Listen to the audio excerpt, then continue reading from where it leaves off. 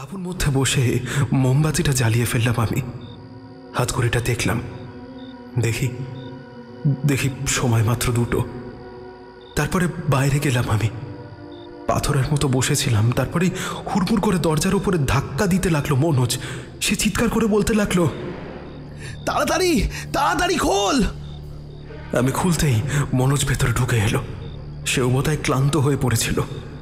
মোমবাতির পাশে বসতেই তাকে দেখলাম মনোজের চোখ দুটো বিস্ফারিত হয়ে উঠেছে। সে ভীষণ ভয় পেয়েছে। ভয় পেলে মনোজ কেমন যেন বদলে যায় সেটা আমি জানি। মনোজ কেমন গুটিসুটি হয়ে বসে বিড়বিড় করে বলছে, ওটা কি ছিল? ওটা আমি কি দেখলাম? আমার জন্য এসব হয়েছে। কেন আমি ওদের কথা শুনলাম না? আরে কি হয়েছে আমায় বল, কি হয়েছে? কথা বলতে বলতে তোরা ঘুমিয়ে পড়েছিলিস। আমার ঘুম আসছিল না। বারবার এই বৃদ্ধের কথাগুলো মনে হচ্ছিল, আর বারবারই মনে হচ্ছিল তাঁবুর বাইরে কেউ যেন এসে দাঁড়িয়েছে। কেউ যেন বারবার বলছে দরজাটা খুলে ফেলতে। এমন একটা অদ্ভুত ব্যাপার ঘটেছে, আমি তোকে বলে বোঝাতে পারবো না।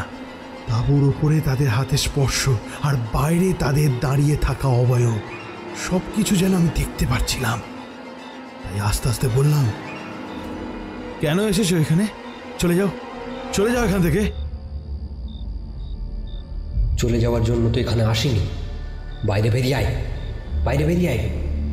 যে শক্তিকে ওরা আটকে রেখেছে সেই শক্তিকে জাগিয়ে তুলতে হবে। যে শক্তি?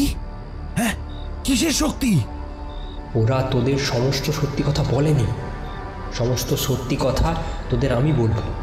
এই জঙ্গলে আসলে আমরা ছিলাম।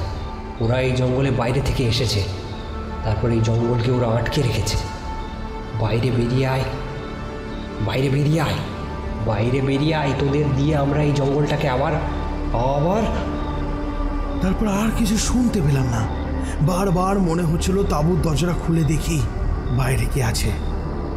আর এটা মনে হতেই হঠাৎ করে উঠে গিয়ে তাঁবুর দরজা খুলে দিতেই বাইরে থেকে একটা দমকা হাওয়া ঘরের ভেতরে এসে ঢুকলো। আমি 2 হাতে মুখ ঢাকলাম। তার কিছুক্ষণ পরেই মুখ থেকে হাত সরালাম। তখন দেখি আমি খোলা আকাশের নিচে এসে পড়ি।